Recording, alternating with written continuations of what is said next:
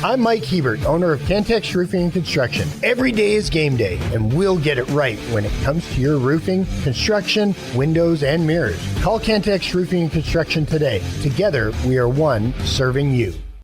It's every Red Raiders' favorite podcast. This is the Tech Talk Podcast from Double T 97.3, presented by Cantex Roofing and Construction.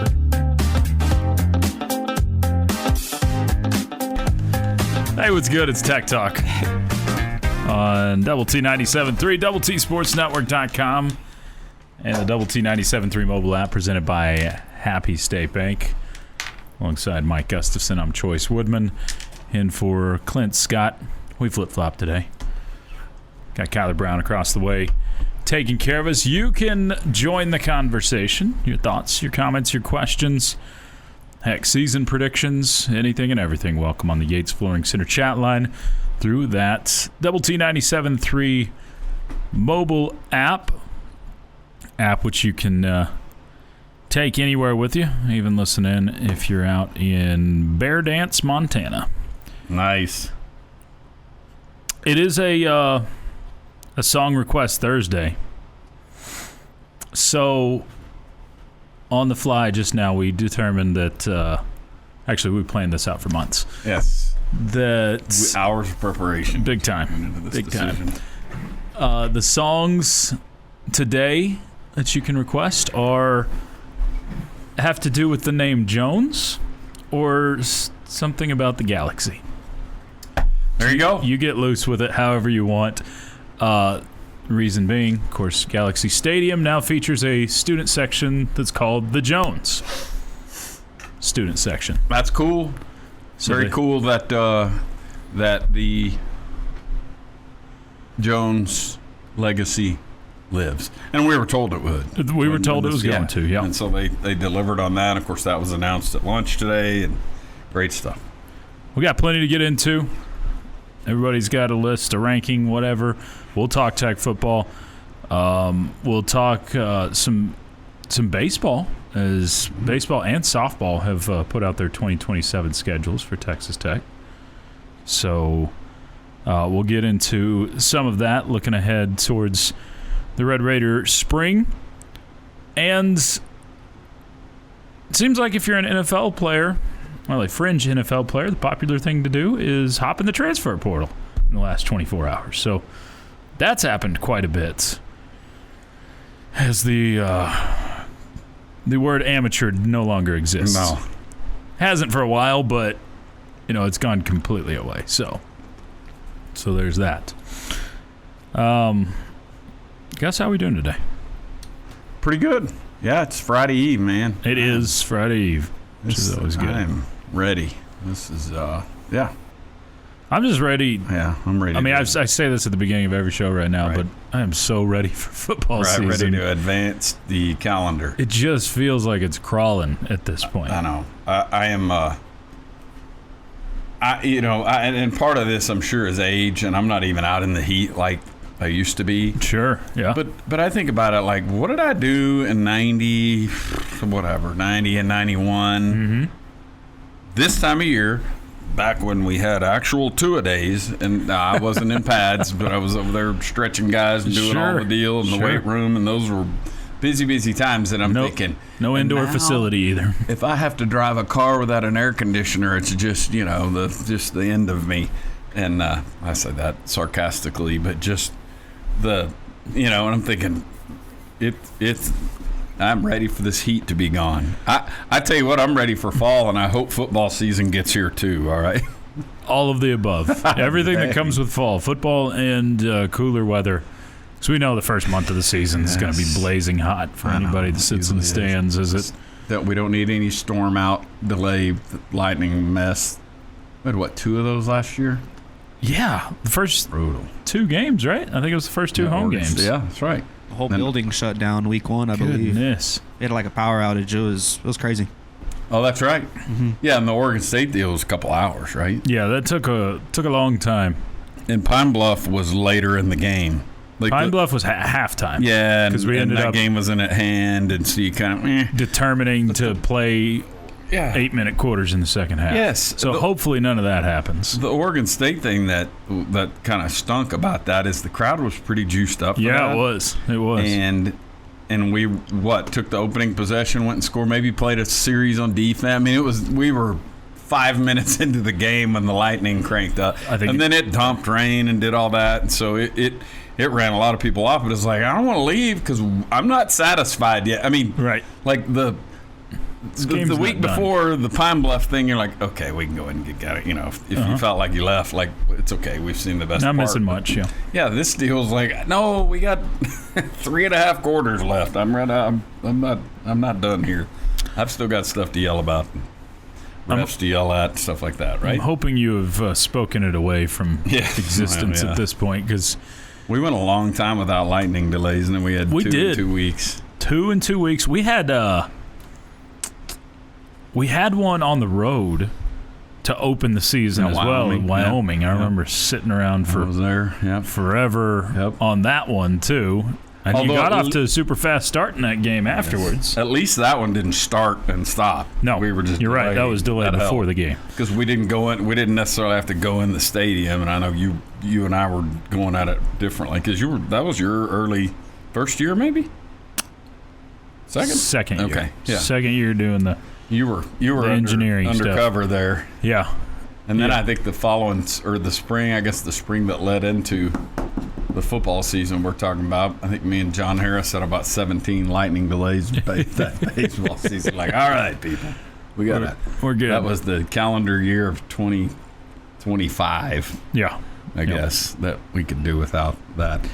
Hopefully we used them all up there for a while. Hopefully we've used up all our road losses in the early season too. We do have that road trip to Oregon State this year. Yes, which is very similar to what you got on the baseball schedule. How about that? A road trip to Oregon State, a 4-game series early in the season that stands out on that baseball schedule. So we'll get into the baseball schedule and what stands out to Gus and myself.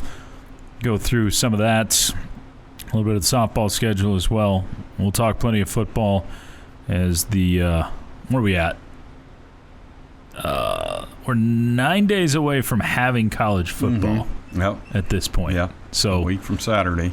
So just to wet the whistle. Yeah. Just to tease us there because the tough part is that's still not us playing. No. So I'll be glad to see it. It's not gonna. It'll be a little bit of a tease, but it'll be something. Oh, heck yeah. That'll be good. It'll be good to have a little flow on a Saturday, right? Absolutely. It is Tech Talk. Get your song requests in for songs about the Jones or the Galaxy right here on Double T 97.3. The podcast that finishes your workday in a very Red Raider way. This is the Tech Talk Podcast from Double T 97.3, presented by Cantex Roofing and Construction.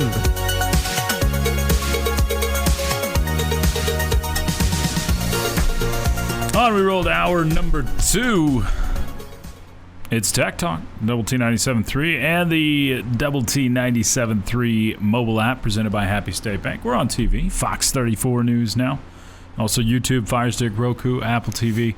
Lots of different ways you can take us in, however you're doing. So thank you for hanging out with us on a Thursday afternoon on into the evening when we give way to Rangers baseball coming up at 6:30.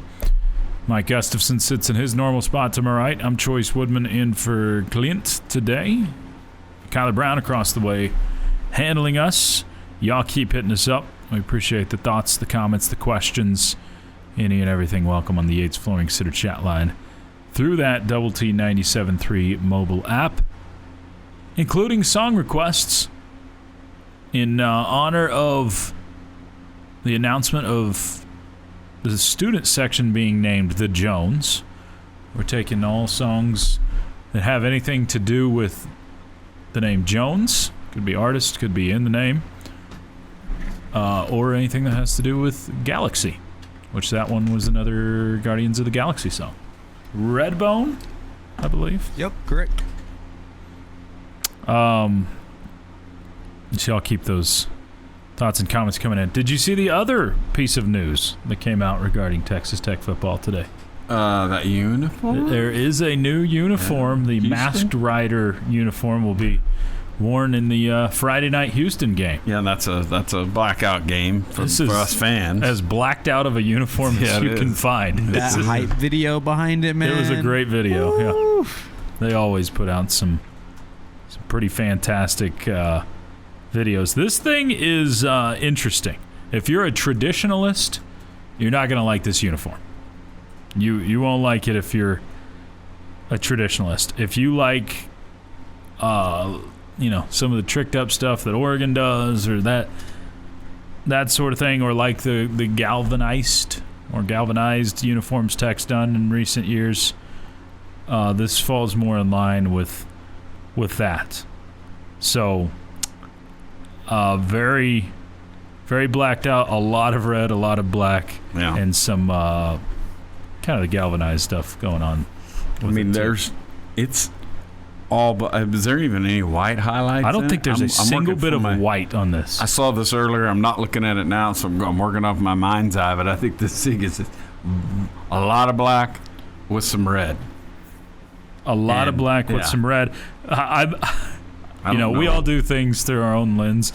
I look at it and I'm like, whew, better have a good spotter in the radio booth. Yeah, that's true. Because those are not going to be easy numbers necessarily. A red on black is not easy with no white outline to see. But that's good. That's a good point. And you know what? I spotted like an 86, 7, and 8. So I can appreciate that. I can appreciate it. Yeah. Back then, though, there weren't a lot of tricky numbers and colors, though. So I didn't have it as tough as what that's going to be. Yeah. That'll be a little tougher there. So, the logo on the helmet and the stripes on the shoulders are more like carbon fiber, if you kind of into that. Oh, that well. stuff. Okay. Carbon fiber. So that's duh. I mean, that's fine. I wouldn't. Y'all can give us your vote, yay or nay, on the uniforms. I'm probably like right in the middle. I don't hate them, don't love them. They're. I used to be more into the tricked up stuff. Now I'm probably more traditional when it comes to uniforms. As I, get older and wiser, Gus. Now, but I do think these will look pretty nice. Yeah, they'll pop. Yeah. Going up against Houston on a Friday night. I'm old grouchy guy when we talk about uniforms. Not old and my feet hurt. Yes, exactly. Not being particular about it, but I'm the guy who says, and this is what I texted my little group this morning. I was like, I don't care if they wear Nuke LaLoosh garter belts and cup jocks as long as they win the game. So that's what I said. There's my response. I love it. Wait, can you say that one more time? What would he say? Nuke LaLoosh, garter belts and cup jocks. Yeah. Okay. Because that's what he was wearing when he was, he was struggling, and there you go. He was throwing the ball well, and it's kind of, you don't mess with the streak, right? Exactly. But yeah, that's usually what I say. I'm going. It's usually what I say when people start going, I don't know, I like the piping being that, just getting all super particular.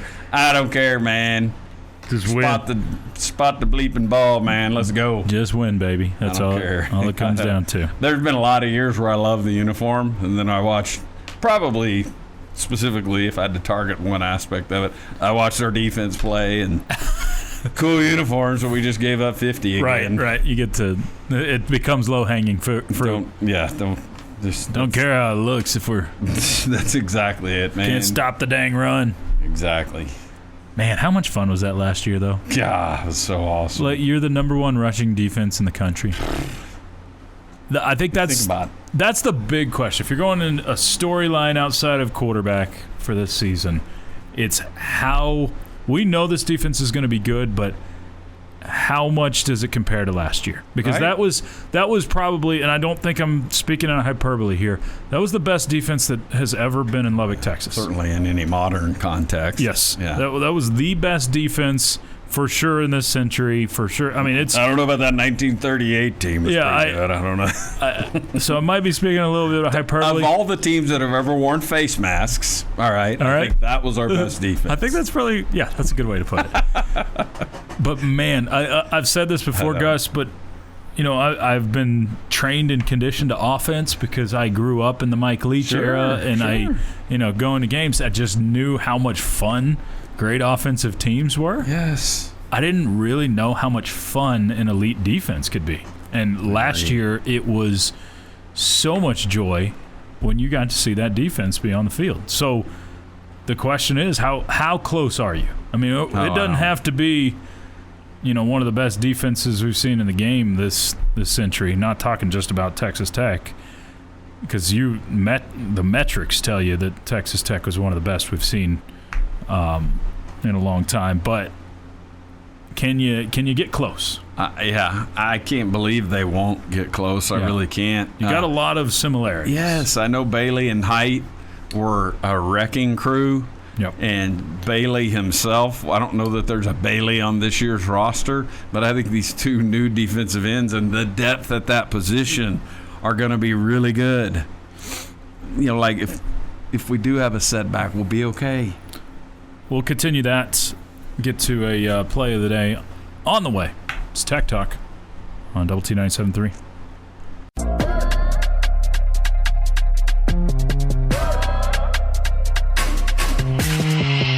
Podcast put together with Red Raider fans in mind. This is the Tech Talk Podcast from Double T 97.3, presented by Cantex Roofing and Construction.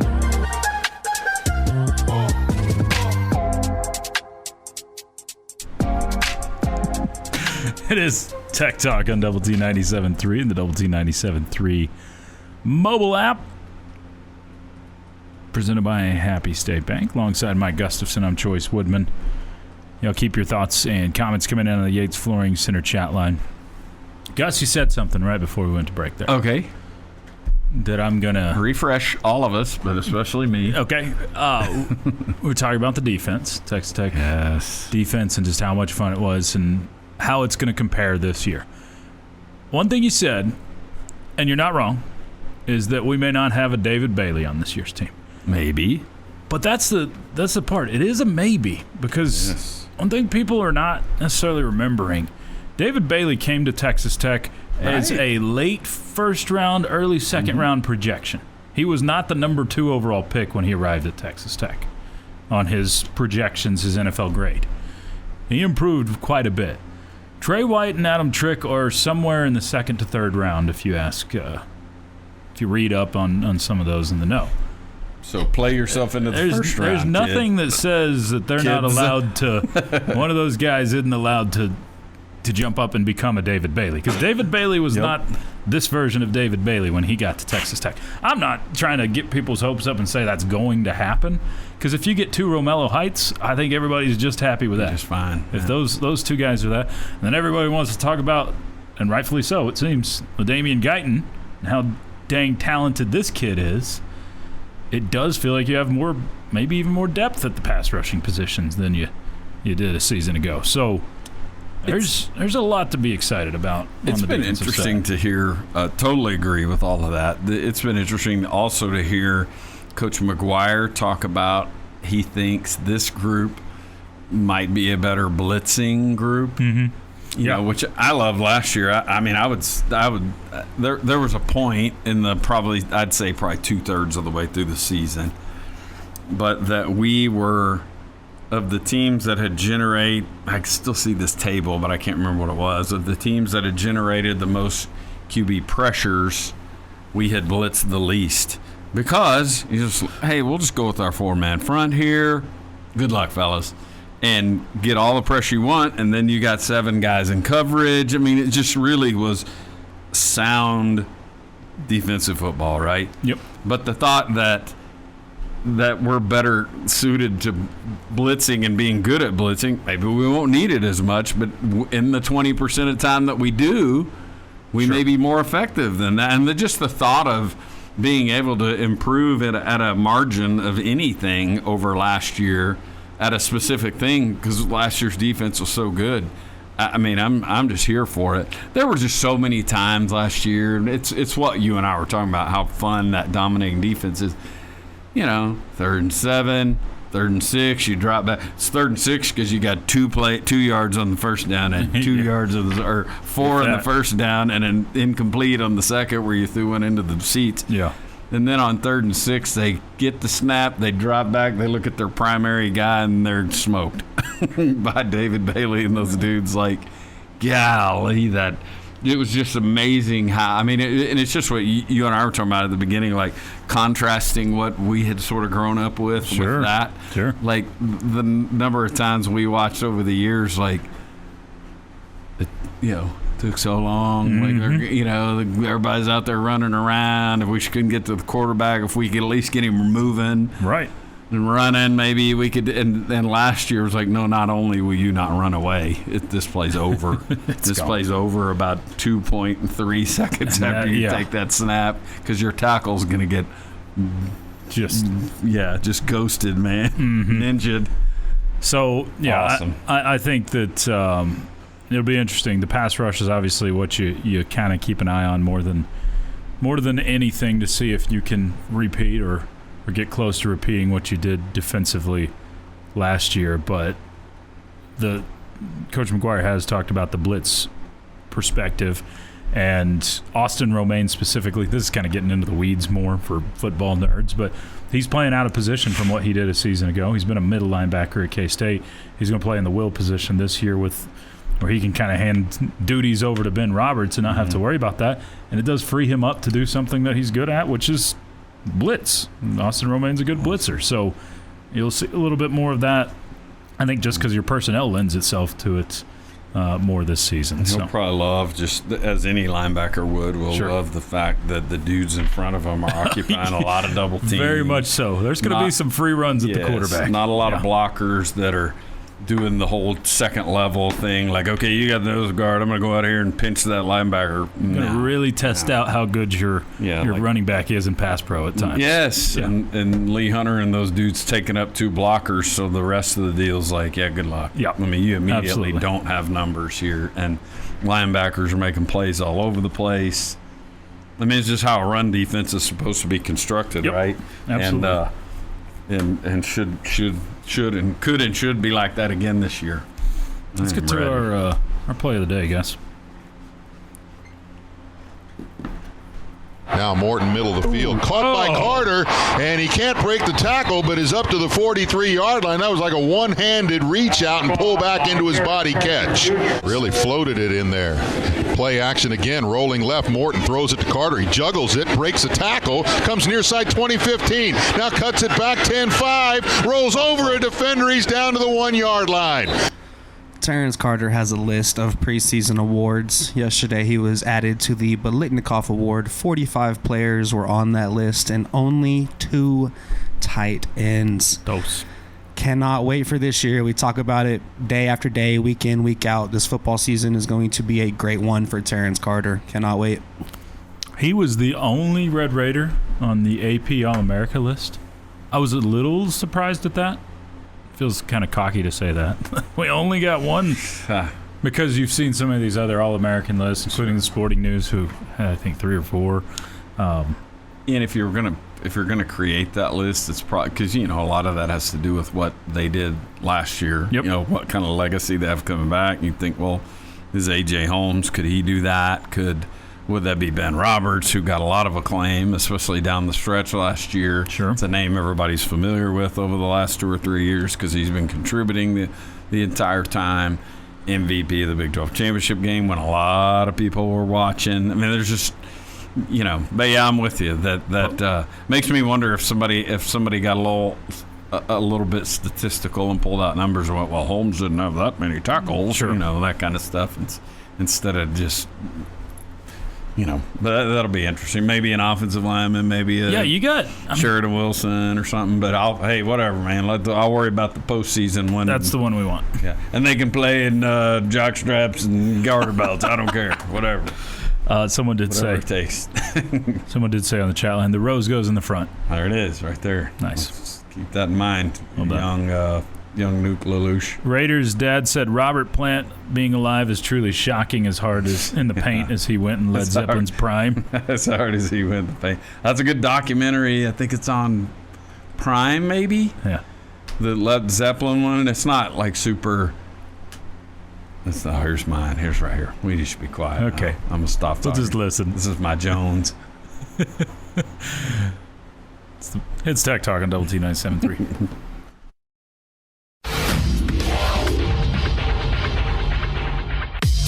It's every Red Raiders' favorite podcast. This is the Tech Talk Podcast from Double T 97.3. Presented by Cantex Roofing and Construction.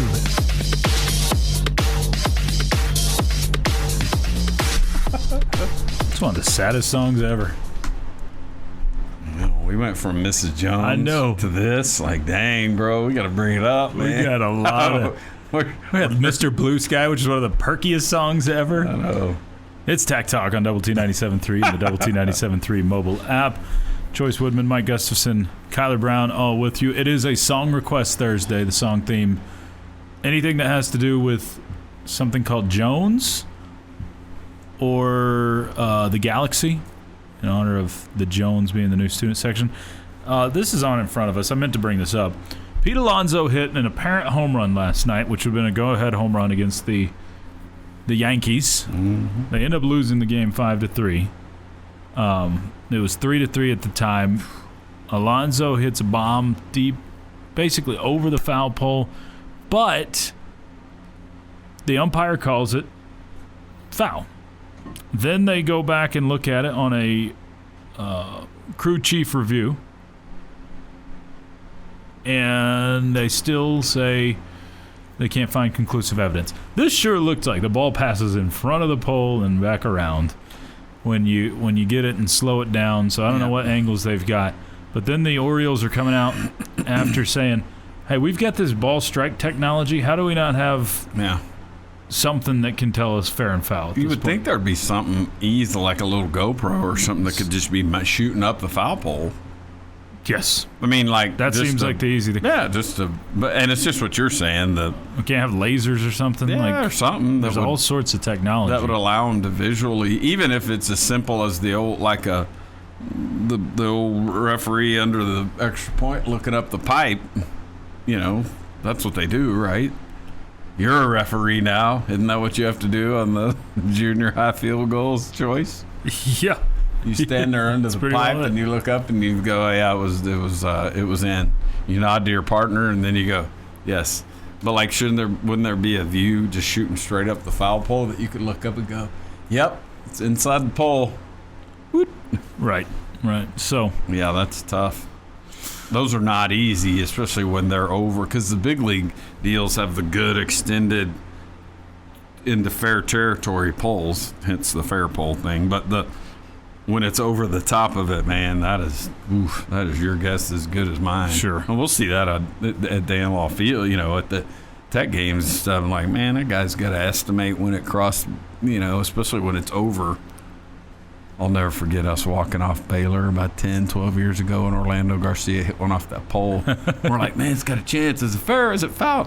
Bam! Yep. Yeah! That left no doubt. It goes nuts. Yeah, that was awesome. I do think... Hit the pole, making no doubt. I feel like I'm somewhere in... I'm closer to a baseball purist than not, but I do like what technology's done for the game. So, I agree. Like, I love the... Challenge. The challenge system, the ABS stuff. And I think, Gus, I actually am in the camp of thinking you need one more challenge in Major League Baseball. I think 3 would be the right number because it does feel like teams are a little bit too cautious with them early in games. The dudes that are sloppy with them. Oh, man. You get like a good hitter.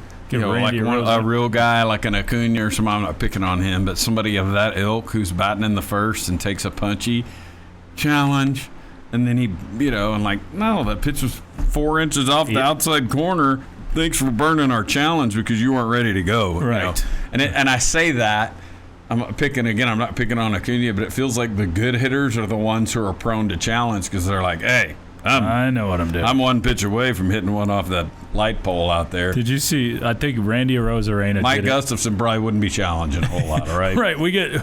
There's definitely some levels to this. What are you gonna do? Hit a single? Go sit down. The worst I saw was Arozarena that did it. He burned two 2 in the same at bat in the first inning. Yes. Burned them both. And I I'm do like, like that is as selfish as it gets. I do like the tactical side of it because it's, the umps are pretty darn good with all of this stuff just in general. And so you're really playing against about a 92, 93, 94% rate of success anyway. Sure. And so then it's like, hey, you better not be callous with that thing. Absolutely. And if you're playing with the lead, make sure your pitcher and catcher has one of those and not you, because you thought you got hosed on some borderline thing. And I mean, it is. I'm fascinated by it, and I love that there's so much data around it because there's certain catchers that they can go, hey, when Chois Woodman's back there and he challenges, he's right, 70% of the time or whatever. And there's some of those guys that you're thinking, this guy's just some spare backup catcher, and he's got that skill, and you go, that's pretty dang good. Pretty good skill. It matters. Might put him in the 9th inning if we need to. Yeah. Yes. So it'll be interesting to see because has it been approved at the NCAA level or just proposed? I think that I can't remember if SEC it's approved. has approved it, right? I thought the NCAA. Oh, it's in the proposals for next year. So I believe I read that. I don't know if it's going to. But I don't know who's required to have it. That's the key. Like, hey, if you, I don't know how that works. Does the big does the conference pay for an arcade? Are they the one? Because that ain't cheap. That's not just not just a camera. That thing's triangulated with laser beams and all that stuff. So it's not a. But I'm sure this is something you can say, hey, you got a year, put this in. Oh, yeah. And then the power leagues can say, we're doing this. Yeah. Well, and if you're not the SEC, you don't want to let them run off and leave you. And so the rest of the hey, we got to do that. We got to pay what they pay. We got to do the technology that they do, or it's just going to feed into they're over there in the major leagues, and you're all over here in the minor leagues. Yep. So, and you don't want, like you said, you don't want to get into that territory or perception. So I think, I hope it does come to college baseball because I think there's just too many times when a big call, I mean, you have a chance to reverse it or at least can have a say-so in it. So I hope it does come at some point. Agree. Bullfighter says they have a rail camera at Globe Life. Maybe they should do the same thing. Orioles, that is, on the foul pole. There you go. Yeah, it is interesting that we've got so much technology, and then a fair foul call on a home run can still eat you up. Still go awry. So those are still a human element for sure. All right, y'all continue to bring in any thoughts and comments you have on the Yates Flooring Center chat line. It's Tech Talk on Double T 97.3. The podcast put together with Red Raider fans in mind. This is the Tech Talk Podcast from Double T 97.3, presented by Cantex Roofing and Construction. Thursday afternoon, Tech Talk on Double T 97.3, Double T 97.3 mobile app. Get your questions in. Ask Tech Talk. Ahora! That's Mike Gustafson. I'm Chois Woodman. Kyler Brown across the way taking care of us. You got questions, we got answers. They might or might not be the right ones, but we'll take them either way. This one says, Tech Talk, who's the most underrated player on the Tech team this year? John Curry. Although we locally have him rated, he's not like I think popping that's a up good on one. All-American lists and all that stuff, but he's one. I think that's a really good answer. I think Curry's got a chance to make some real noise this year. Is he a senior? I know. I think he is a fourth-year player. He's a fourth-year player, yes. Do we call that a senior? Yeah, I know. It's crazy. Because I think he was truly redshirted the first year, and so that. Whatever we're calling things nowadays. I think he can play another year at Texas Tech if he wants to. Right.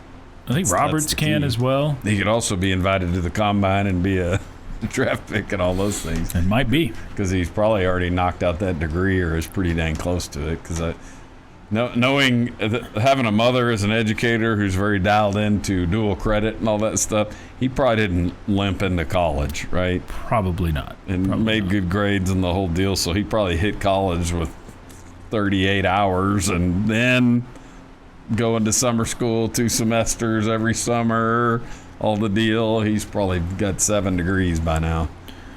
I think Curry's probably the best answer there is.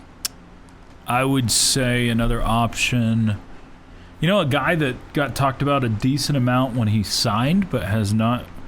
I mean, because of A.J. Holmes, has really kind of been overshadowed. But the Wake Forest Mateen Ibirogba or Ibirogba, however you say it, he's one that isn't getting a lot of attention, yet he was one of the highest-rated defensive tackles in the portal that came out. So I think he's one that could get some.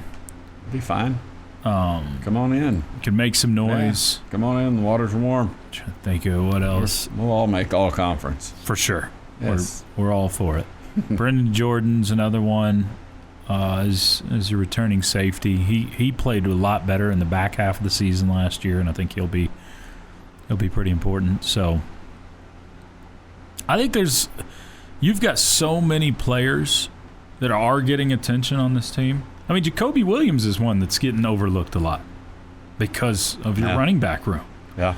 And he ran for over 800 yards last year as your second back. Yeah. His thing will be interesting because if you told me that his rushing total is going to go down, but the total yardage, especially if we're throwing in returns, that goes maintains the deal or goes up. Yep.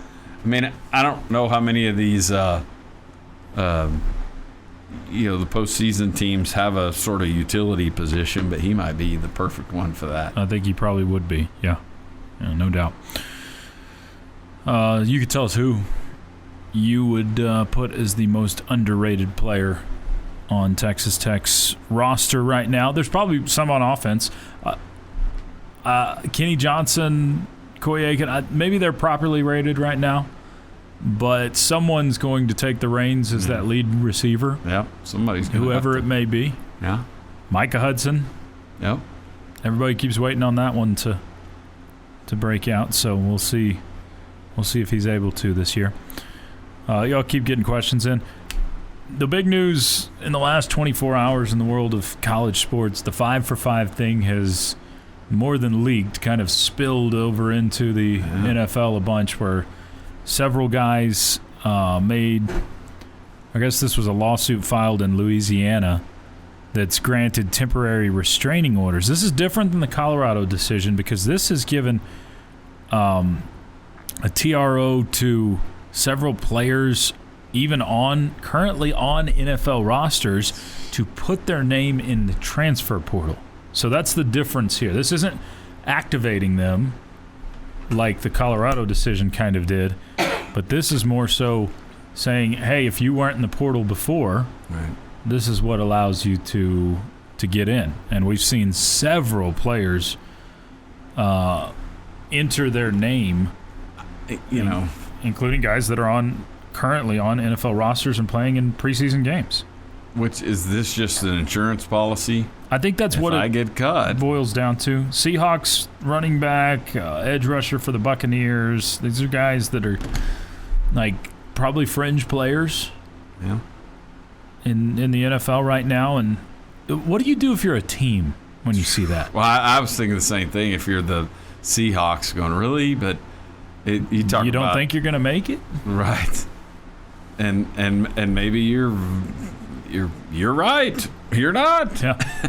We'll go ahead and help you out the door here. That's exactly it. I did wonder, is that going to happen? On the other hand, does that mean your agent is so on top of things? Like, man, I'm trying to give my client as many options as possible. Yeah, okay. It's good agent work. Good agenting. But, yeah, that's some 2026 stuff there. How many roster spots are available across the country right now? I agree, dude. Like, this isn't really that much different than the Donovan Atwell stuff, if we're being honest with ourselves. It just feels so different, I guess, because how close you are to the season starting. Like we literally have college football games next weekend. Mm-hmm.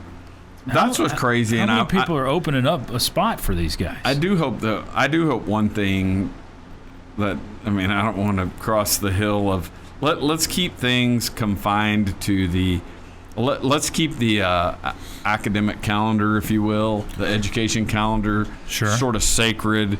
In other words, when classes start this coming Monday, Or even I think the rules over the years have had to do with like the last day of the ad drop thing. Sure. So you could, So you know, like you can get to that Friday, kind of a week weeks, or whatever. That we're not in a situation where on October 7th you can have a football player walk through the door. Like, no, we're not doing that. We're not doing some mid-season additions, are we? No. One thing I think you could see is even before guys are committed, maybe enroll in classes just to be that's interesting. safe. So said Seattle Running back, yeah. Seattle hopeful Seattle Harden. Hopeful TJ Harden is what do you do? But what if the whole idea of getting in the portal so that you can play some schools against each other, right? Yeah. And drive up the price. What do you do? Enroll in classes at 4 schools? I don't know. You might be able to do that I with don't the know. distance. There may be With the distance learning virtual stuff. I mean, this is a guy that's played at SMU and UCLA already. The guy for the Buccaneers. We had one earlier this afternoon, a new announcement. Who was it? Oh, I saw it earlier. Oh, ex-Ole Miss and current Cleveland Brown tight end Daquan Wright. he went in the portal this afternoon. So I don't know. What do you do there? I know. I would tell you the thing that it seems more interesting to me. Or at least that's a little more tangibly interesting to me is the what other Texas Tech sports teams are going to benefit from let's talk about. Sure. The last year's baseball players coming in, last year's softball players coming in, who had 3 or 4 months to go explore their life options, and then got a phone call. And track athletes and whatever, golf, tennis, whatever. Right. Like Najee that Kennedy, stuff. she's got a 5th year, right? Yeah, that's what I'm getting at. I'm not predicting her, but you got the right idea. Tracer Lopez, anybody? Yeah, There's been some chatter there. Yes, absolutely there has. I wouldn't mind that. Tech Talk on Double T 97.3. This has been the Tech Talk Podcast, presented by Cantex Roofing and Construction. Check out our library of Double T 97.3 podcasts at doublet97.3.com.